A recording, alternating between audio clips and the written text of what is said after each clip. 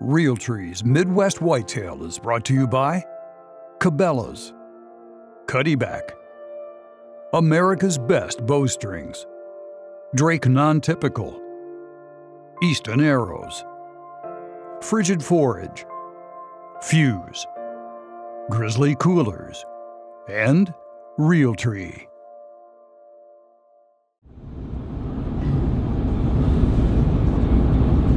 Me and Cooper are headed south again. It's 2:30 right now, and we're about 20 miles from a piece of public we're going to hunt tonight. The piece we looked at last night just came out of the IHAP program. The signs were up in September, and now they're gone. And I called the DNR officer for the county, and he said it is in fact back into private. So unfortunately, we're not going to be able to hunt that piece, but a couple of the guys from the office have been hunting another spot further west of that piece I was looking at. So I'm actually going to hunt that same piece with the other guys. Max and Hunter are going to be on it tonight. Max is going to stay low, closer to the beans, and I'm going to work up high on a ridge and try to find some oaks, or try to hope that some of the deer that are coming into those beans are coming from up high, and maybe I'll catch them going in a little bit sooner. Max has the food, and I think I'm going to have the travel route. So two different strategies, but I think it should be a good night for both of us. So I'm anxious to see how this piece is going to work out for us tonight.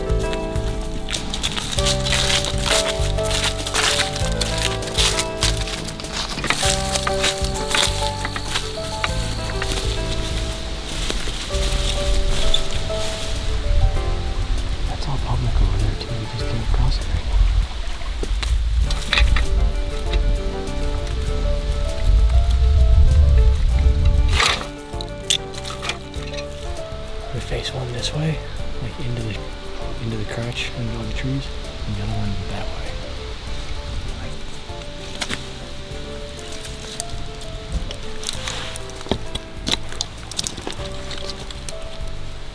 I feel like this was quicker last time we did it. It's about 5:30 and we're finally set up here.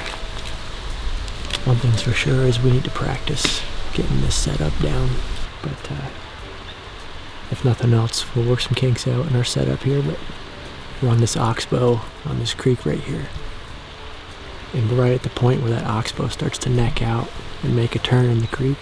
So if anything wants to cross or get into this, it's this little oak bottom. We got all these ridges right behind us at like 35 yards, all these fingers that just feed back up the hill to the CRP field. Got a bean field across the creek from us, and like I said, this creek right here, we actually got stuck. I was in the tree, Cooper was still down at the bottom getting ready to come up, and there was a spike across the way that Cooper spotted, and then we actually watched him for about 10 minutes.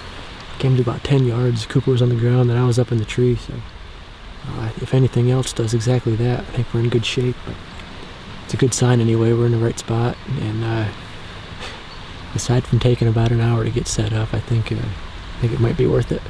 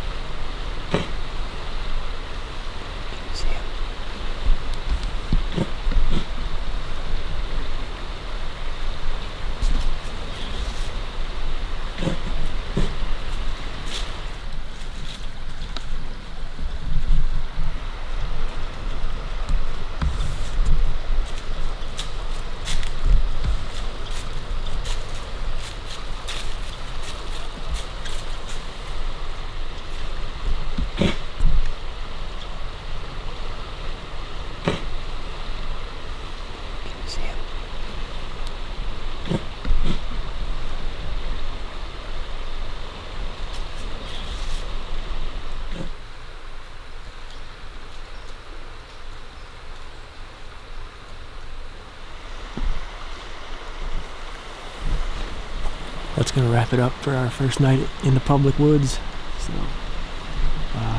cool encounter on a nice young deer with loads of potential, and just very reassuring feeling to see buck like that. First night into a new spot that we picked based on the map and what it looked like on the map. So definitely a spot we're going to keep in mind and probably come back to at least a couple more times. But we got a long walk back to the truck and a lot of stuff to get out of the tree. But Max is about half a mile southwest of us on the same piece. So I'm anxious to see what his night turned up.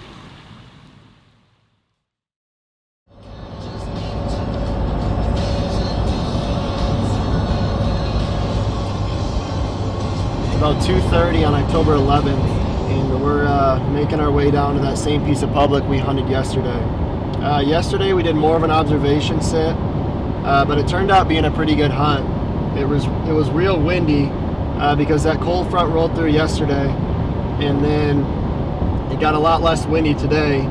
So we figured to go into the same spot we were in yesterday because we had a couple different bucks while we were actually getting down, come within 20 yards of that tree and make a couple scrapes.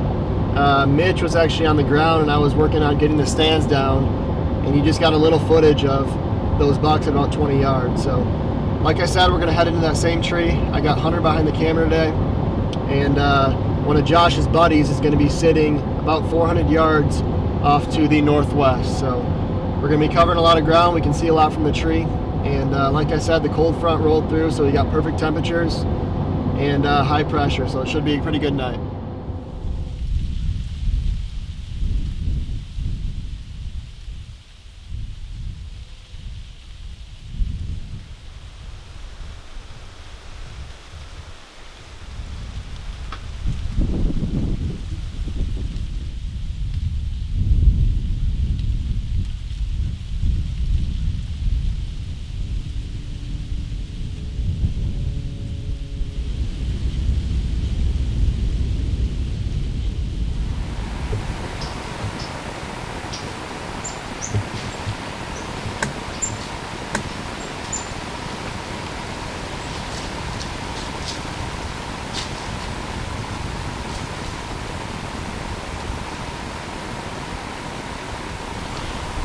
Well, it's about 6 o'clock now, which means we have a little over an hour left. We've seen pretty good movement so far. We just had a doe and a button buck come within 30 yards. And from this setup, we can just see a long ways. So we've seen probably a dozen doe off in the distance over here, right on that public and private line. The wind's really dying down nicely, so hopefully the deer start moving more. The challenge out of this tree, and this early, is a lot of the leaves are still on, so it's tough to get a lot of these deer on video. But hopefully we get a few close, and the movement picks up as we get closer to dark.